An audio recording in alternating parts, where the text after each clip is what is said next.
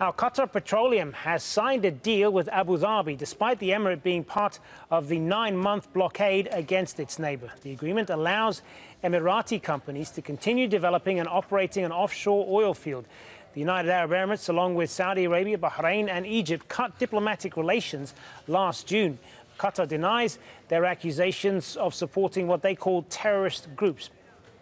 Let's bring in oil and gas specialist Cornelia Meyer now in London. She is the CEO of Meyer Resource. Thank you for being with us. So a lot of people might perhaps be surprised to hear about a deal like this in the middle of this blockade that is going on between Qatar and a number of Arab countries, including the United Arab Emirates. But is it perhaps a reminder that business does go on at some level despite the politics?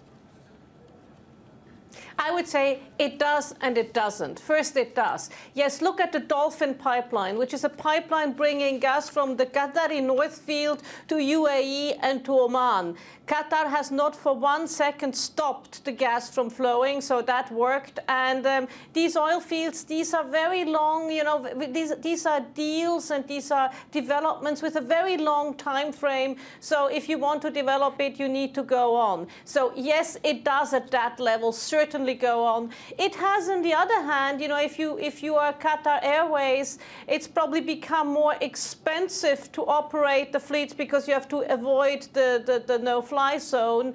That's one thing. And if you look at what's happening, you have now more Turkish company, more Iranian companies, probably also more Chinese companies filling the void of where Arab companies left it off. And who benefits more from this deal? Is it Qatar or the United Arab Emirates?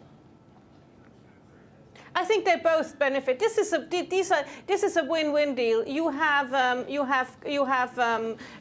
in there. You have ADNOC in there, the UAE National Oil Company, or the Abu Dhabi National Oil Company. You also have a Japanese exploration company in there. So they all benefit equally in developing the field and then sharing in the profits of what the field will generate.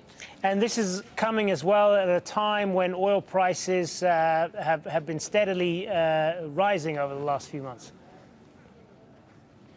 Well, yes, they've been steadily rising over the last few months. So this is a good as time as any. You always need to look at the forward curve. They have probably now sort of reached somewhat of a plateau.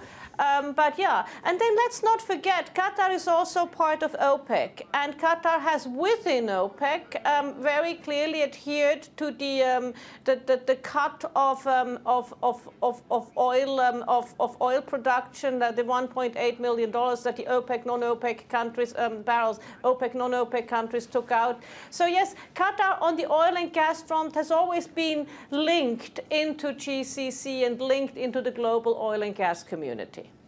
Good to speak with you. Cornelia Meyer joining us there from London.